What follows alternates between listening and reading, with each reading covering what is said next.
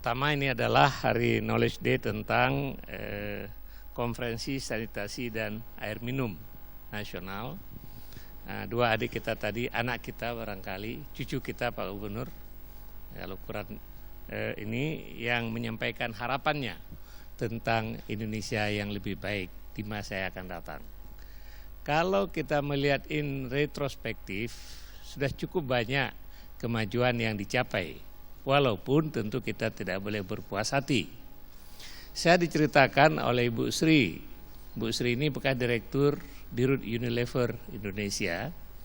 Pada awal-awal dia masuk Unilever, itu tahun 70, itu orang Indonesia yang pakai sikat gigi, ya, pasta gigi itu masih sangat-sangat sedikit.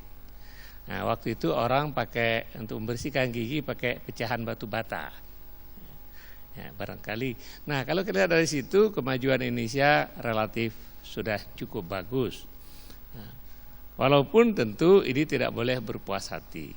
Kalau kita lihat di pihak yang lain, akibat terjadi degradasi lingkungan, akibat dari percepatan pertumbuhan penduduk dan pembangunan tidak terkontrol, maka air yang mengalir, ya, air yang bersih, air yang begitu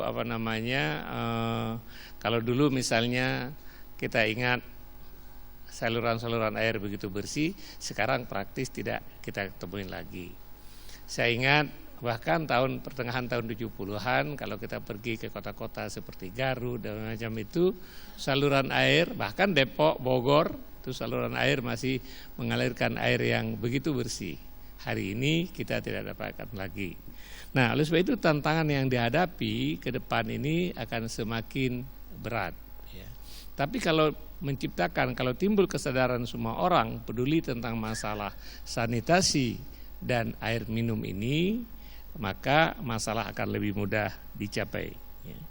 Kita tahu semua air adalah sumber kehidupan, ya, bahkan airlah yang menjadi sarana terciptanya makhluk ciptaan Tuhan pertama, ya. Makhluk ciptaan Tuhan yang pada tahap very early daripada evolusi. Nah, oleh sebab itu air ini sekarang menjadi komoditi yang sangat mahal, ya. Bahkan orang memperkirakan di masa akan datang air itu akan menjadi sumber konflik antar negara. Kalau misalnya pemanasan global seperti yang diperkirakan dan tidak bisa dikontrol, maka subkontinen India itu akan mengalami masalah yang luar biasa. Apabila misalnya glacier di atas Himalaya sana makin berkurang, maka yang jadi masalah mengancam ratusan juta manusia daripada survival manusia di subkontinen India. Itu salah satu contoh. Tapi juga itu dialami oleh hampir semua masyarakat, ya, yang masih tergantung kepada glacier. Bapak dan Ibu sekalian, oleh sebab itu di Indonesia bagaimana kita pemerintah punya sasaran pendekatan 100, ya. Mungkin ada orang mengatakan ambisius, tapi coba mari kita bekerja bersama, ya, sehingga ambisi target tersebut menjadi tidak ambisius. Bagaimana kalau misalnya semua pemerintah daerah punya kesadaran yang sama.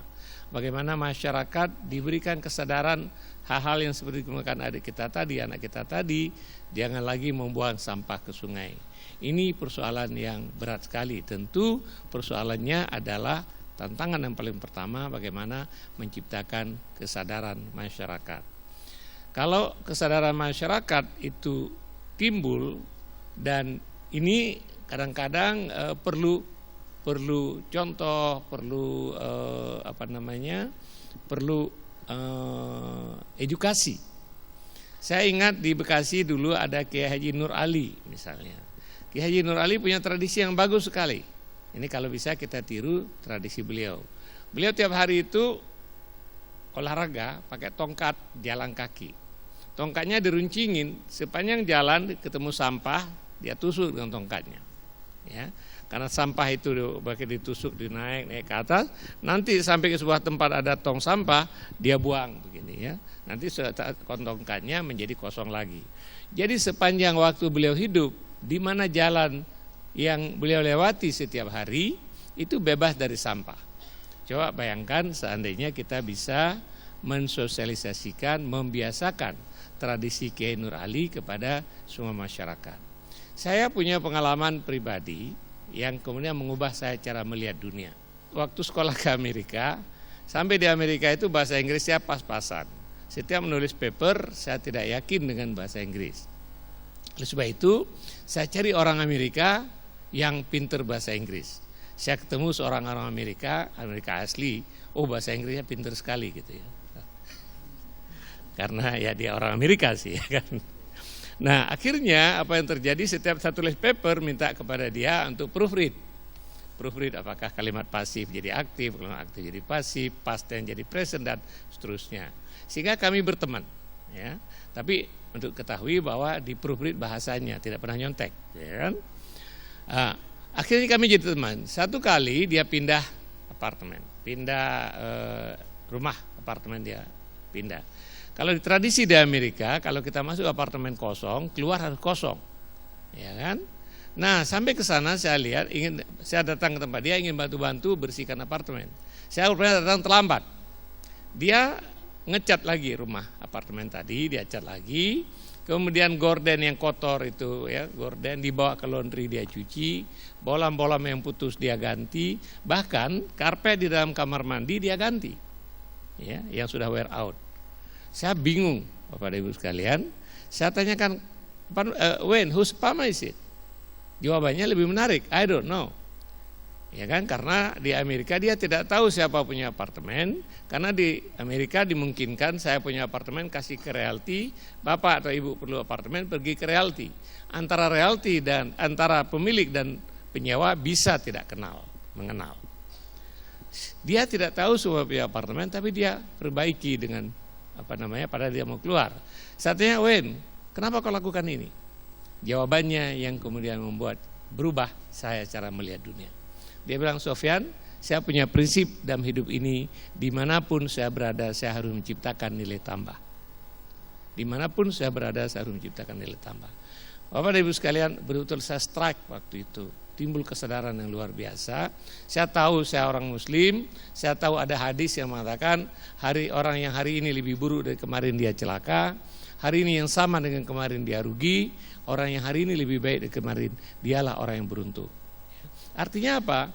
Orang yang beruntung adalah orang yang menciptakan nilai tambah setiap hari. Hari ini lebih baik dari kemarin. Ini kawan ini mengatakan, saya berada di tempat ini, maka waktu saya keluar tempat ini harus lebih baik daripada waktu saya masuk. Padahal dia sewa, tidak ada kewajiban apapun, tapi standar moral yang seperti ini yang barangkali perlu kita komunikasikan. Bagaimana guru-guru misalnya bisa menanamkan karakter itu kepada anak.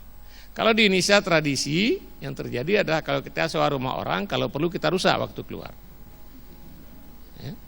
Nah, Bapak Ibu sekalian, ini standar moral yang sangat rendah, ya kan? Sedangkan kawan kita itu tadi, ya, dia tidak ada kewajiban apapun, dia perbaiki karena dia ingin menciptakan nilai tambah.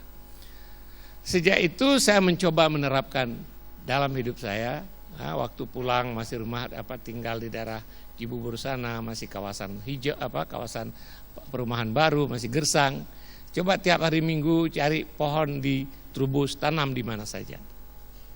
Kalau ada got yang mampet sambil olahraga, bersihkan got, ya kan? Sampai sekarang tradisi itu menjadi tradisi yang baik. Bahkan kalau pergi ke pesawat, naik pesawat, kalau habis ke WC itu nanti cari kertas itu dipel, dilap dulu ya. Dilap itu berikan kortesi kepada orang lain. Bapak dan Ibu sekalian, nah tradisi kebaikan yang seperti ini, seperti Bapak yang hari ini menjadi inspirator dalam sanitasi, dalam air bersih, penataan lingkungan, ini harus lebih kita perbanyak. Ya. Bagaimana kemarin saya ketemu dengan Ibu yang ada pameran di depan, kemudian Pak Virus Sableng, ya. Ya, yang mempunyai inovasi yang bagus sekali dalam mengatasi persoalan yang dihadapi oleh masyarakat. Ya. Orang-orang yang peduli tentang sampah, yang bikin bank sampah dan gerakan bank sampah sekarang atau tabungan sampah, asuransi sampah itu berkembang di mana-mana. Ini adalah bentuk partisipasi masyarakat. Bapak dan Ibu sekalian, partisipasi masyarakat ini harus kita encourage, bahkan pemerintah harus mendukung. Saya sekarang sedang memikirkan dan sedang membuat peraturan yang memungkinkan nanti pemerintah memberikan grant kepada inisiatif-inisiatif masyarakat. Sekarang ini belum ada aturan seperti itu. Yang ada sekarang adalah dalam konteks bansos. Tapi bansos banyak sekali disalahgunakan. Banyak orang masuk penjara gara-gara bansos, ya kan? Nah, tapi yang perlu kita lakukan adalah sebuah mekanisme di mana inisiatif masyarakat yang bagus bisa diberikan grant. Ini perlu aturannya, ya kan? Misalnya kalau ada inisiatif masyarakat yang bagus, kita berikan grant sehingga itu bisa direplikasi. Kalau ada inisiatif LSM yang bagus, kita berikan bantuan supaya LSM itu lebih banyak bisa berbuat kepada masyarakat.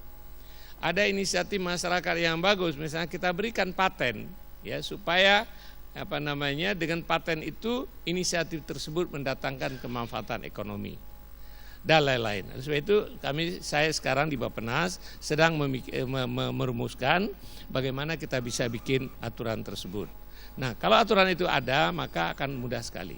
Bapak dan Ibu sekalian, saya percaya kalau LSM atau upaya-upaya masyarakat yang dilakukan secara volunteer dengan semangat nilai moral, ya kan, semangat moral ingin berbuat baik kepada masyarakat, itu akan jauh lebih efisien, jauh lebih efektif daripada dikelola oleh birokrasi. Nah, tentu banyak sekali juga birokrasi yang bagus, tetapi kalau misalnya saya mendapatkan ada LSM, ada masyarakat yang mempunyai inisiatif dalam pendidikan misalnya, pendidikan guru, itu pelatihan guru yang dilakukan oleh lembaga ini jauh lebih murah dibandingkan dengan pelatihan guru yang dilakukan oleh Kementerian Pendidikan misal. Ya, lebih efisien, lebih baik kualitasnya. Ya, begitu juga upaya-upaya yang dilakukan oleh masyarakat. Oleh sebab itu saya pikir ini harus kita encourage, ini harus kita promosikan. Maka sharing ide hari ini, pengalaman, inisiatif yang dilakukan, ini ada sesuatu yang bagus sekali. Bapak dan Ibu sekalian, kalau pemerintah sangat komit, ya, apalagi sekarang kemarin kita baru melewati MDGs, ya, dan Indonesia alhamdulillah bisa mencapai melebihi target daripada MDGs. Ini suatu achievement yang membanggakan, ya kan? Walaupun kita mulai lambat MDGs itu.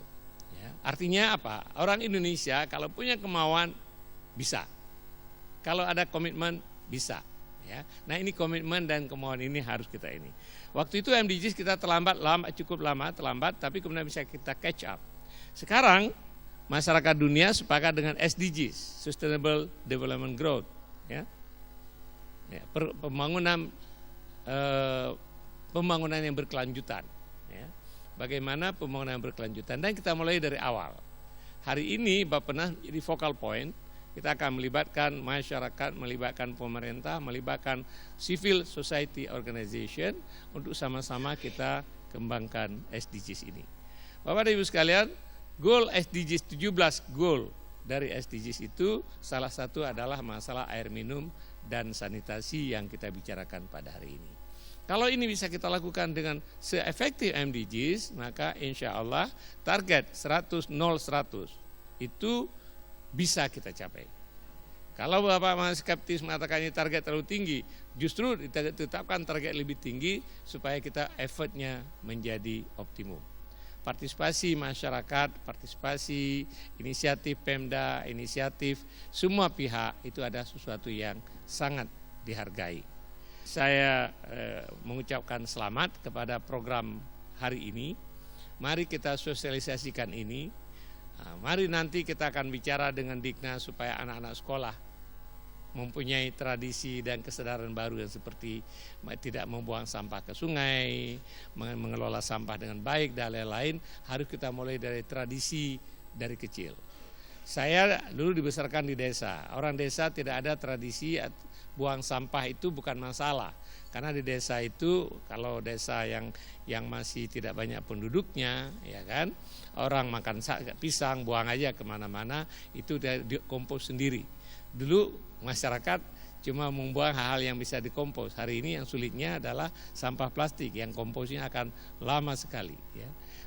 Nah tradisi ini harus kita biasakan. Nah, orang-orang kota sekarang ini yang seperti ada diceritakan tadi, ada orang yang naik mobil mewah, ya kan, kemudian buka jendela, buang keluar. Saya pikir itu karena kesadaran aja. Ya. Nah, kesadaran yang seperti ini yang pertama sekali, kemudian program yang baik, dukungan dari pemerintah, aturan yang mendukung dan lain-lain dibutuhkan. Dan mudah-mudahan target kita universal access seperti targetkan 2019 mudah-mudahan bisa kita capai. Terima kasih. Salam.